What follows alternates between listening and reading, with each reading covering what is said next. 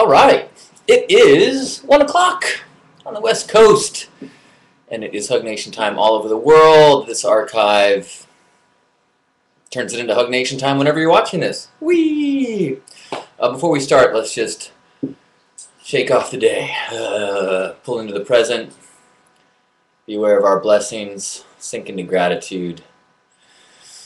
Thank you, universe, for all of the gifts, all of the miracles in every moment. Help us to focus on the blessings. Amen. Good. Well, I needed that little intro. I've been kind of shuttling around through less than perfect thoughts. Well, I guess there's no such thing as a perfect thought. I guess less than happy-go-lucky thoughts for the last 24 hours. And that's kind of, I guess, what I wanted just to make the general topic of today. I guess the reality is the circumstances of your life are irrelevant, right? It's really the perspective that you take towards them. And sometimes life is a series of reframing and trying to take a situation, take a circumstance, and pull out of the way you've defined it, the story that you've put on those circumstances, pull out and reframe that situation so you can see the wonder in it. You know, Grandpa example of, instead of saying, I can't believe my body's falling apart and I have to spend, you know, this entire week in the hospital, going, my goodness, I'm surrounded by such talented doctors, everyone takes care of me so well, it's amazing what medicine can do to the human body, and the human body continues to rejuvenate. Oh, it's same circumstances, reframing it. But there's some circumstances that are really difficult to reframe, and so it's almost like you have to go to a little bit more of a core, a more base level of healthy thoughts. And I had a conversation last night. I've been recording conversations. Dimitri and I, we've been sitting down on the couch, putting the video camera and having conversations. We actually have a YouTube channel that I will share at one point. We've been kind of making videos of our deep discussions. But I got news yesterday that an old online friend, actually he was 41, but he died in his sleep the other night. And so processing his death and death in general, you know, it's a thing that is either, you know, death is one of those crazy things where it is an absolute. It is as perfect and beautiful and healthy as birth, and as traumatic as birth, and as crazy and unknown and mysterious and magical as birth. But it's also so mysterious that we shroud it in a sort of don't ask, don't tell, you know, attitude. And we've actually built a whole culture of fighting off death. We spend massive amounts of our resources and our energy trying to prolong death, and we keep, you know, we really, death is considered a loss. You know, you lose when you die, which is unfortunate because it's like, that's like when if the buzzer rang, no matter how you played in the game, oh, the game ended, oh, well then you lose. No, that's not the case at all. You know, it's how you play the game. And it's unfortunate that we create this culture where we are almost encouraged to claw and be dragged screaming as we get pulled into the next transition. My grandpa was fond of talking about death, comparing the transition from this consciousness to the next, that death, in the same kind of transition of a fetus into cutting the umbilical cord, being born. In that, if you were able to interview a fetus and it was conscious and it was able to express its desires, it would be equally scared and terrified of that transition. Thank goodness it doesn't have the choice, and thank goodness we force that transition and pull it into this world. But we have the same kind of infantile perspective, the same incredible ignorance about that transition. And I think that that's a healthy thing to kind of reflect back on yourself as you have fear about it, or you have uncertainty or terror about that loss. Dimitri pointed out last night that we kind of have this idea that you either have traditional, in our culture, traditional Christian ideas about you're either going to be greeted with eternity at God's side or damnation of torture, if you have those kind of Christian beliefs of heaven and hell, or you're an atheist and then you believe it's going to be this black nothingness.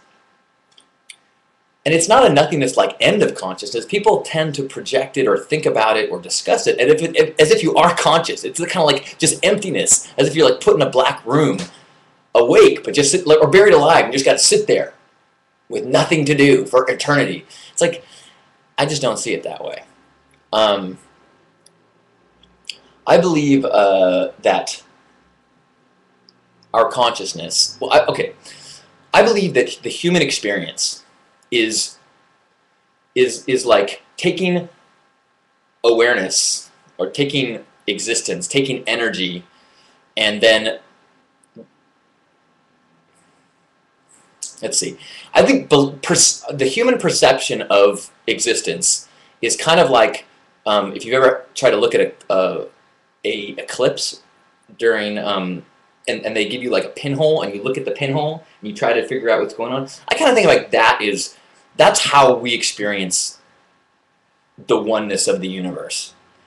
And I kind of think that in death, when we end our unique consciousness, we're not robbed of this gift. We are filled with everything that is lacking of this understanding. The human experience is is a torturous thing. So much emotional struggle, so much physical struggle. It's also peppered with beauty and incredible things, especially if you can change your mind so you start seeing those things. But I see so many people and so many experiences that, life is struggle. No question life is struggle.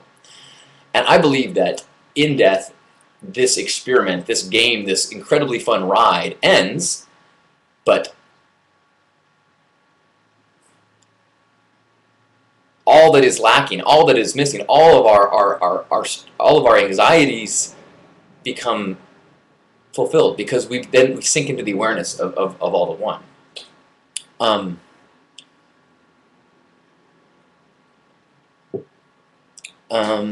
Is there anybody in here that's got the admin login? I guess not. All right, let me just deal with this really quickly.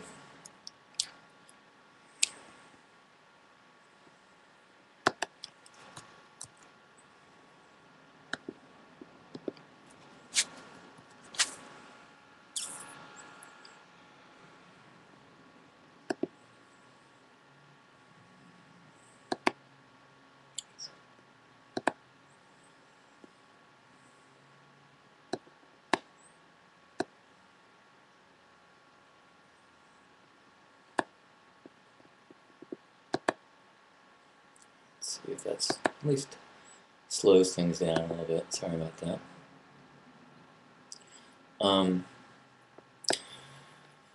So let's see.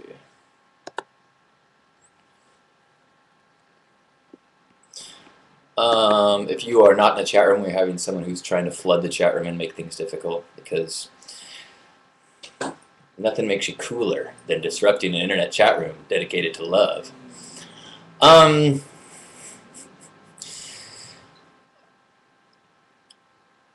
So as we were talking last night, and about death and about things, and really the big issue of death is not so much about the person dying. I mean, I don't know about other people. I personally have very oh, cool, Spotman is helping out. Thank you. Sorry about that. And maybe it's maybe it's just a non-issue and somebody's got their whatever.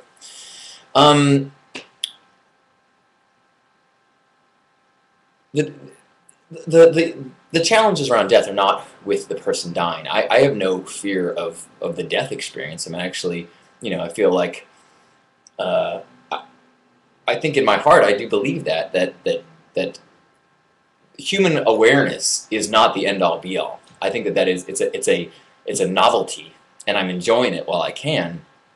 But I have no desire to speed it up or end it or rob myself of any minute of this ride.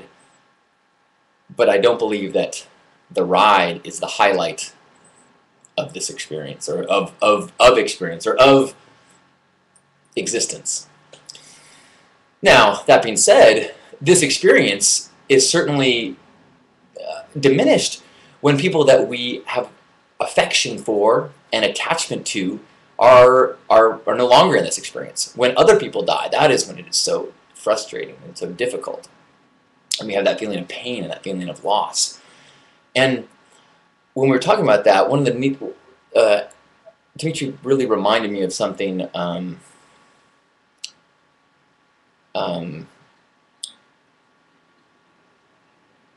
Try not to look at the chat room.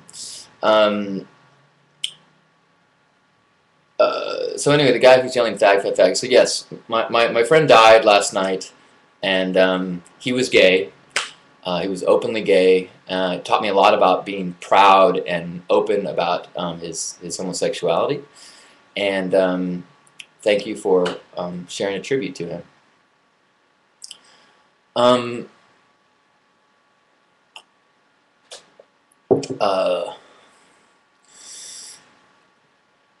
Excuse me.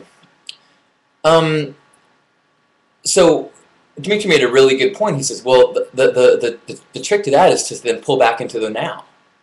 In this moment, if you can pull in, the pain comes from that very difficult to ward off feeling of I wish they were still here, or I wish it was different. I wish they were still alive. That the difference between pain and suffering. That the pain is something you cannot stop. The loss, the feeling of loss. The suffering is a feeling, oh, I wish they were still here. But even that feeling of loss does not exist if you can come into that one moment of the now. In the now, there is nothing lacking. In the now, we have everything provided for us. You know, with the exception of if you're in physical pain, that is an experience that in the now that is less than perfect. Well, it is perfect, but it's a little more difficult to appreciate and enjoy the miracle of that experience. But if you can pull into the now, there is nothing lacking.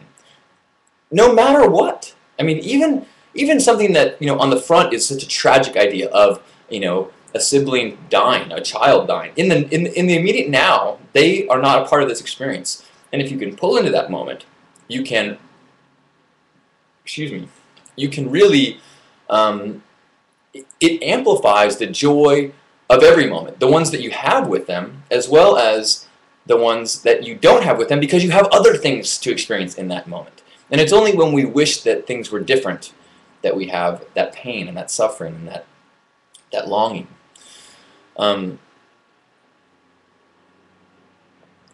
So, you know, it's a difficult shift to do, but and I hope he doesn't mind me doing this, but Dimitri, you know, has an interesting relationship with his mother, who is typical of many mothers that kind of says, you know, you're going to miss me when I'm gone, and it very much focuses on kind of a negative perspective, and in some ways almost wants to disrupt the joy of the now by reminding you of a future that's going to be less pleasant in their mind. So it's like, I want you to appreciate that I'm here now by thinking about what it's going to be like when you miss me. And which seems like a really crazy attitude and mentality.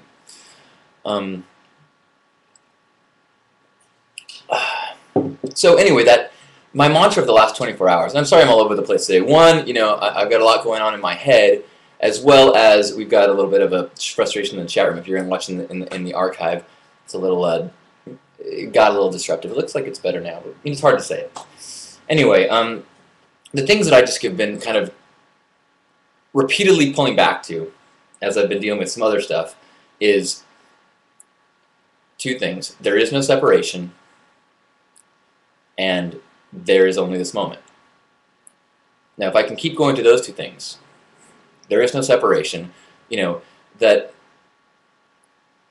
I am a part of this, I am a part of the one, and therefore nothing is disrupted. Nothing can be disrupted. There can only be my ego will of things, and then not getting my ego will's way. But if I'm part of the one, then I simply, there is no, it's impossible. Everything is in its right place at all times. And then coming into the now, that same thing we were just saying of like, nothing is lacking in the moment. It's only in a future that you can conjure up where you imagine things not being as they should be, a past that you wish things were different, those type of things. You know, on the contrary, with a death experience, you can actually bring in memories of the past to the present and have joy, relive the joy. It's a really frustrating thing when I hear, I mean, not frustrating, it's unfortunate that so many people, often when a tragedy happens, the thoughts get focused on the tragedy. So an 18-year-old girl is hit by a truck, a drunk driver. The parents get fixated on the accident, and they became so, they experience the last hour of their child's life over and over and over and over and over and over and over again, when there was 18 years of memories to pull into their awareness and kind of reappreciate. Easier said than done, obviously, but it's sure worth practicing. I know that I bring in memories of my grandpa all the time. When my friend, I was reading some things of his website yesterday, and I was kind of, I was crying, but I didn't feel sad. I just felt like I was kind of emotional and purging and thinking and then laughing as I was reading his things. He wrote something on his website. He said he would record little clips of dialogues from a thing, and a friend of his asked, goes, "Hey Brad, do you know how to make an artichoke dip?" And he goes, "Well, sure, but the hard thing is getting it to dance in the first place." Ba-dum-bum. That was hilarious. It actually made me laugh out loud. Anyway, so yeah, so death is inevitable. Dimitri and I were talking about last night that we're going to actually try to. We have a business idea. It's basically like go out your way, and it's where we help people construct grandiose deaths. You know, we have people their whole lives plan and think about their beautiful, perfect wedding. This this kind of, oh, I'm going to have this romanticized, beautiful arches and flowers. I know exactly what I want. Blah blah blah blah. And yet we never think about death, which is even more inevitable than a marriage. So what if we were able to plan and envision and kind of create? Oh, you know what? I cannot wait. When I start to turn the corner, and the end is near.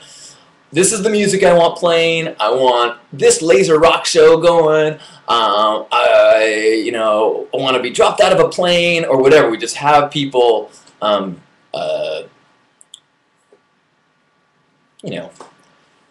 make it into a special moment. That's something that people are starting to do now with births. You're starting to, in these really fancy new agey hospitals, you can put together a birth package, where how you want to maximize the perfection and beauty and arts of this experience. It's a magic moment. Embrace that. And the same is true with the transition to death. There's some legal aspects we got to work out. And obviously not everybody can choose when they go. But why not? Culturally, we have so much fear of the death that we hold on tight and have a difficult last, often we have a very difficult last chapter. And I think there's no reason why we couldn't write the ending and do it the way we want. All right. Oh, cool. We've got someone in the chat room whose the chat name is Lesser Kudu, which is another hilarious and well spread out little joke of Brad. Okay. Fantasy Island for dying. Exactly. That's what we need.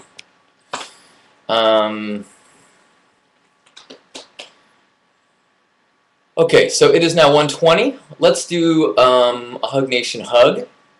Thank you so much for Spotman for doing a little digital battle in the chat room here. Looks like we've got a nice clean chat room of beautiful people. Dan and BRC Forever and Dave and System, several guests including Benito. And Danny and Carpo and Lee and Lesser Kudu. Millie, hello! Good to see you made it home. Monica and Denise and Sarah and Sanersha, well hi! And Cheerleason, Sanersha, I think I just saw you posted a cool picture of yourself recently. You looking good. Okay, so all these wonderful people in the chat room. Let's let go of the day.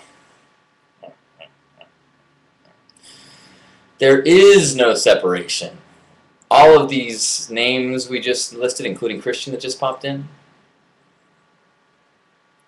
all of these names are merely expressions, individual pinholes that are letting out that one light, but we are all connected in a far deeper level. And it is a little naive to want the whole world to run according to the way my pinhole wants it to run.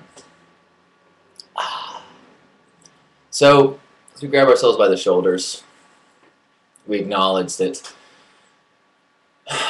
who we are, who we define ourselves about, is it's really, in a lot of ways, a collection of our experiences. But there is an energy, a light, a love that flows through us that if we can learn to strip away those experiences and maybe how those have been printed in us, we can get down to a level that is harmonious with it all,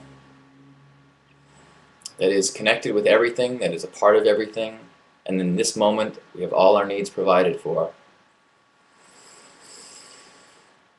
As we breathe in, the body just works. We just love. We are loved. We are love. And then we remember all the people we've encountered this week.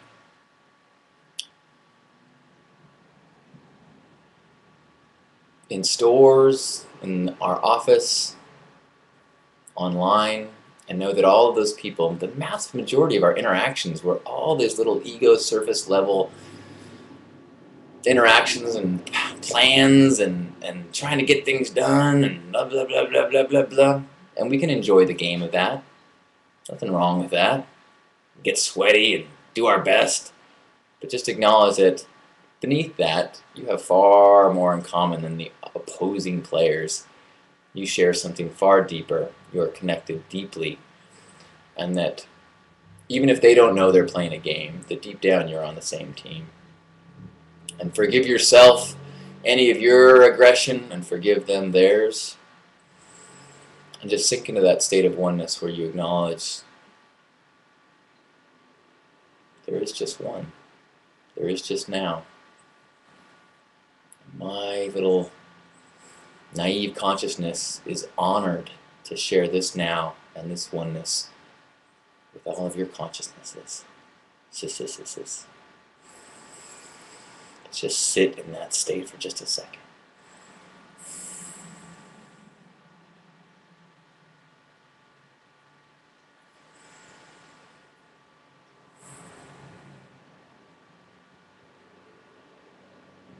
On behalf of Grandpa Caleb, and in honor of the Brad, and on behalf of all the love warriors, happy Hug Nation. I love you. Thank you for being a part of this.